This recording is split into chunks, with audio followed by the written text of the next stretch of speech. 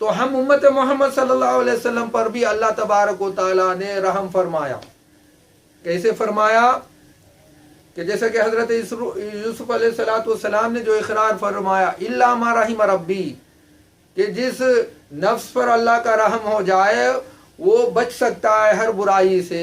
تو ہم امت محمد صلی اللہ علیہ وسلم پر اللہ تعالیٰ یہ رحم فرمائے کہ ہم کو روزے فرض فرمائے ہم پر، کہ ہمارے نفوس کا تزکیہ فرمانے کے لیے ہم کو روزے عطا فرمائے گئے، کہ روزے عطا فرما کر کے ہمارے نفوس کا تزکیہ فرمانے کا اہتمام فرمایا گیا. نفس کی کیفیت یہ ہے، شر ہے. ہمارے اندر نفس اور شیطان جو ہیں یہ شر کے مرکز اور منبع ہیں، اور ہمارے اندر خیر کا منبع اور مرکز کیا ہے؟ ہماری خود کی اپنی روح. جو ہمارے اندر ہماری جو روح ہے وہ ہمیشہ اچھائیوں کی طرف، اللہ کی فرمانبرداری کی طرف، نیکیوں کی طرف ہم کو راغب کرتے رہتی روح. اور اللہ کے فرشتے، جو اللہ کے فرشتے ہمارے ساتھ ہوتے ہیں، کرامن کاتبین حافظین کا جو کام کرتے ہیں، ہماری محافظت بھی کرتے ہیں اور ہمارے جو اعمال ہیں وہ لکھتے ہیں. تو یہ فرشتے، اللہ کے فرشتے اور ہماری روح ہم کو ہمیشہ خیر کی طرف دعوت دیتے ہیں، اور برائی کی طرف. یہ دو دشمن ہمارے، نفس اور شیطان. تو اللہ تبارک و تعالیٰ امت محمد صلی اللہ علیہ وسلم کے نفوس پر، جو ہمارے نفوس ہیں ان پر رحم فرمانے کا اہتمام اس طرح فرمائے کہ روزے عطا فرمائے. تو روزے کی حالت میں ہمارے نفس کچلا جاتا ہے، ابھرتا نہیں. اب غور کر کے دیکھیے کہ روزے کی حالت میں کھانا نہیں کھانے کی وجہ سے، پانی وغیرہ نہیں پینے کی وجہ سے کمزور ہو جاتے ہیں خود بخود. ویسے حضور نے فرمایا کہ روزے کی حالت میں کسی سے جھگڑا مت کرو. کوئی جھگڑنے آئے تو اس سے یہ کہہ دو کہ میں روزے سے ہوں، یعنی میں عبادت میں ہوں. یہ تو حضور نے فرمایا. لیکن روزے کی کیفیت یہی ہوتی ہے کہ روزے کی حالت میں بندہ جھگڑے کی طرف نہیں جاتا، لڑائیوں کی طرف نہیں جاتا، کیونکہ اس صبح سے شام تک کے لیے کوئی چیز کھاتا نہیں پیتا نہیں، اور شہوت کی طرف وہ نہیں جاتا. تو اس کا نفس کچل دیا جاتا ہے، وہ مغلوب ہو جاتا ہے، ابھرتا نہیں. نفس خوی نہیں بنتا. تو مسلسل 1 مہینے تک یہی نفس کو ان کیفیتوں سے دوچار کرنے سے وہ نفس کیا بن جاتا ہے؟ مغلوب بن جاتا ہے، وہ یا ہمارے تابع ہو جاتا ہے. برائی کی طرف وہ ہم کو حکم نہیں دیتا. لَأَمَّارَةٌ بِالسُّوءِ کی کیفیت اس کی نہیں رہتی. نفس سے لوامہ بنتا ہے، اس کے بعد ملہمہ بن کر پھر مطمئنہ بنتا ہے. یہ کیفیت اس کے اندر آتی انہیں اس کی تبدیل ہوتے رہتی نفس کی، یہ روزے رکھنے کی وجہ سے. انہیں برائی کا جو اس کے اندر جو کیفیت ہے وہ برائی اس سے ختم ہو جاتی ہے، برائی کی طرف حکم دینے کی کیفیت ختم ہو جاتی ہے روزہ رکھنے کی وجہ سے. تو کتنا بہترین انتظام فرمایا اللہ تعالیٰ. آپ غور فرمائیں کہ شر کی کیفیتوں کو کچلنے کا اہتمام فرمایا اور شیطان کو جکڑ دیا جاتا ہے. شر کی 2 کیفیتیں نا، میں بھی کہا کہ ایک شیطان ہے اور ایک نفس ہے ہمارا خود کا اپنا. تو نفس کو اس طرح کچل دیا جاتا ہے کہ برائی کی طرف وہ ہم کو بلائے نہیں، برائی کی طرف ہم کو اکسائے نہیں. تو اس کو بھوک و پیاس میں مبتلا کر دیا جاتا، شہوتوں سے دور کر دیا جاتا، تو کمزور ہو جاتا. اور شیطان کو قید کر دیا جاتا ہے، وہ برائی کی طرف ہم کو نہیں بلاتا. تو ایک طرف اللہ تبارک و تعالیٰ نے یہ شر کی جو کیفیت ہے انسان کے اندر، انسان کے جو دشمن ہے اس کا نفس اور شیطان، اس کو کچلنے کا اہتمام فرمایا. تو دوسری طرف اس کے اندر خیر کا جو مرکز اور منبع ہے اس کی خود کی اپنی روح ہے. تو روح کو اللہ تبارک و تعالیٰ تقویت پہنچانے کا اہتمام فرمائے. زیادہ کھلانے پلانے سے نفس کیا ہوتا ہے؟ ابھرتا ہے، برائی کی طرف، اللہ کی نافرمانی کی طرف آتا ہے. تو اس کو غذا کم کر دی جاتی ہے، اس کو برائیوں شہوت سے روک دیا جاتا ہے تو مغلوب ہو جاتا ہے. تو دوسری جانب خیر کی طاقت کو اللہ تعالیٰ تقویت پہنچانے کے لیے کیا انتظام فرمائے؟ دیکھو عام دنوں میں اگر 1 نفل عبادت ادا کرو آپ تو 1 نفل کا ثواب ملتا ہے آپ کو. لیکن رمضان میں ادا کرو 1 نفل عبادت تو 70 نفل عبادت، بلکہ 1 فرض ادا کرنے کا ثواب آپ کے نام اعمال میں عطا کر دیا جاتا ہے. بڑا کر کے اللہ تعالیٰ دیے ہیں. تو اس کے ذوق اور شوق میں کیا کرتا ہے بندہ؟ زیادہ نیکیاں کرنے لگتا ہے. تو اللہ کا ذکر اب اگر 1 قرآن کریم رمضان میں اگر آپ پڑھتے ہیں، تلاوت کرتے ہیں، تو غیر رمضان میں 70 قرآن پڑھنے کا جتنا آپ کو ثواب ملتا ہے اتنا مل جاتا ہے آپ کو. اسی طرح دیگر جو بھی نوافل عبادتیں ہیں وہ ادا کرنے سے آپ کو بڑا کر کے 70 دینے کا اہتمام کیا گیا. تو بندہ کیا کرتا ہے اس لالچ میں آ کر کے، چونکہ اللہ تعالیٰ ہماری فطرت کو جانتے ہیں، زیادہ دینے سے ہم قریب ہوتے ہیں. تو یہ زیادہ کر کے اللہ تبارک و تعالیٰ نے جو ثواب کا اعلان فرمایا گیا کہ جس کی بنا پر ہماری روح کی غذا کیا ہے؟ روح کی غذا یہ ہے کہ اللہ کا ذکر کرنا، ہمتاً اللہ کے ذکر میں مشغول رہنا، اللہ کی فرما برداری میں رہنا. یہ روح کی غذا ہے. اس کو اس کی غذا مل رہی ہے روح کی، تو روح ترقی کرتی ہے، روح میں تقویت آتی ہے. تو خیر کا منبع اور مرکز جو روح ہے ہمارے اندر، اس کی حکومت ہمارے سارے بدن اور جسم پر جاری ہو جاتی ہے. ہم نیکوکار بن جاتے ہیں. نتیجہ یہ ہے کہ ہم متقی بن جاتے ہیں. ہمارے اندر اخلاق حسنہ جاری اور ساری ہونے کے لیے اللہ تبارک و تعالیٰ روح کی غذا زیادہ سے زیادہ دینے کا اہتمام فرمائے. یعنی زیادہ تم ایک عمل کرو، ایک عبادت کرو، تم کو 70 دیا جائے گا. اب پہلا دہا تمہارے لیے رحمت فرمایا گیا کہ پہلے دہے میں روزہ رکھ کر کے بندہ عبادتیں کرتا ہے تو اللہ کی خاص رحمتوں کا حاصل کرنے کا مستحق بن جاتا ہے.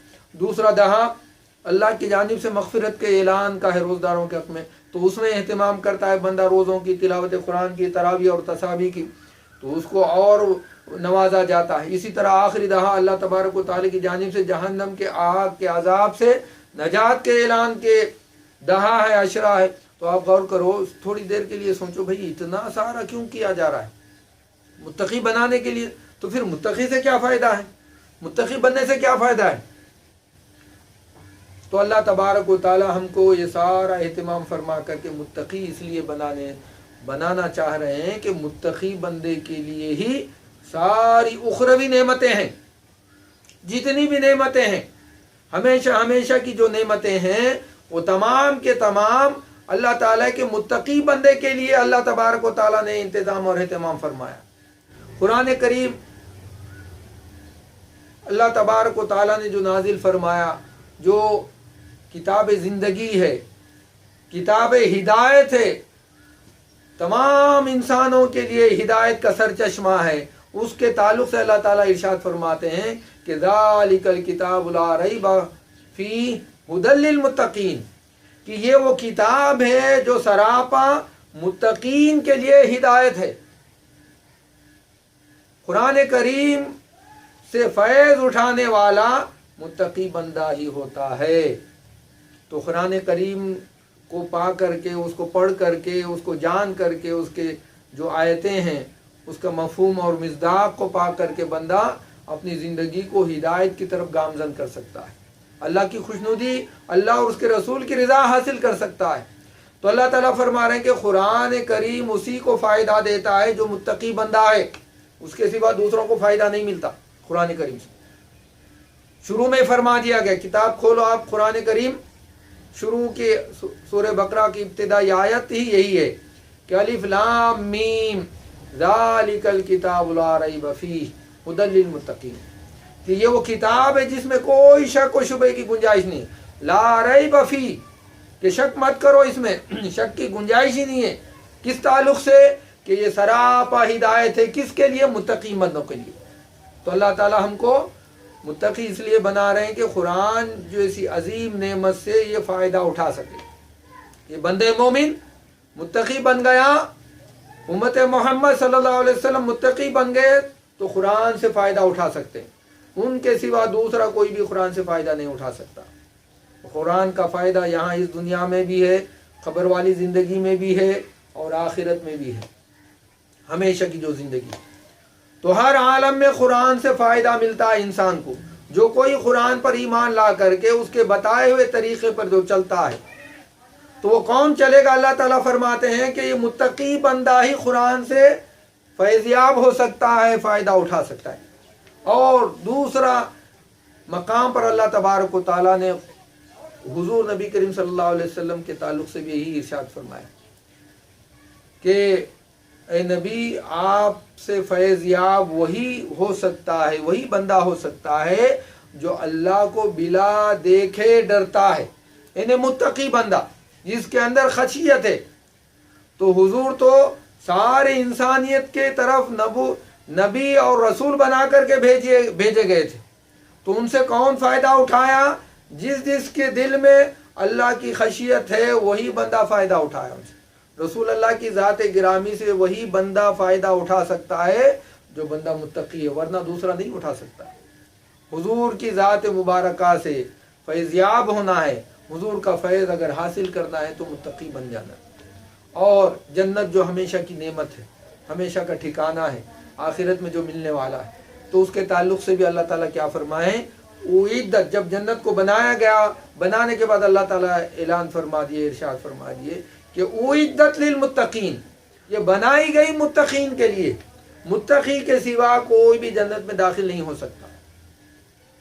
تو بزرگو دوستو، اب ہم کو سمجھ میں آتی ہے بات کہ یہ کیوں کیا گیا، اتنا سارا اہتمام کیوں کیا گیا۔ یہ ایک مہینہ، مکمل ایک مہینے کا کورس دے کر کے شر کی طاقتوں کو کچلنے کا اہتمام فرمایا گیا، خیر کی طاقت کو مضبوط اور تقویت پہنچانے کا اہتمام کیا گیا، ثواب کو بڑا بڑا کر کے دینے کا اعلان فرمایا گیا، رحمتوں، مغفرتوں اور اللہ تبارک و تعالیٰ کی جانب سے آگ کے عذاب سے نجات کے اعلان کا اہتمام فرمایا گیا، اور پھر ایک رات ایسی عطا فرمائی گئی کہ 1000 مہینوں سے بھی زیادہ اس میں عبادت کر لیے تو اس کا ثواب دینے کا اہتمام فرمایا گیا۔ سارا اہتمام کیوں کیا گیا؟ متقی بنانے کے لیے۔ پھر متقی کیوں بنایا جا رہا ہے؟ اس لیے کہ تم قرآن سے فیض اٹھانے والے بن جاؤ، رسول اللہ کریم صلی اللہ علیہ وسلم کی ذات مبارک سے فیضیاب ہونے والے بن جاؤ، اور اللہ کی رضا کا جو مرکز مظہر ہے جنتی بن جاؤ۔ اسی لیے اللہ تبارک و تعالیٰ نے ہمیں رمضان المبارک عطا فرمایا، رمضان کا مہینہ مکمل ہونے تک میں متقی بن جانا، یہ مقصد لے کر کے ہم رمضان کا اہتمام کرنا۔ ہمارا مقصد یہی بن جانا کہ میں متقی بن جاؤں گا، میں متقی بن جانا ہے، یہ ہمارے اندر ایک ٹارگٹ رہنا، ایک مہینے کے کورس کے ذریعے متقی بن جانا۔ تو اللہ تعالیٰ یہ کورس ہم کو عطا فرمائے کہ ایک مہینے کا کورس تم کو دیا گیا، کورس ہم مکمل کر کے متقی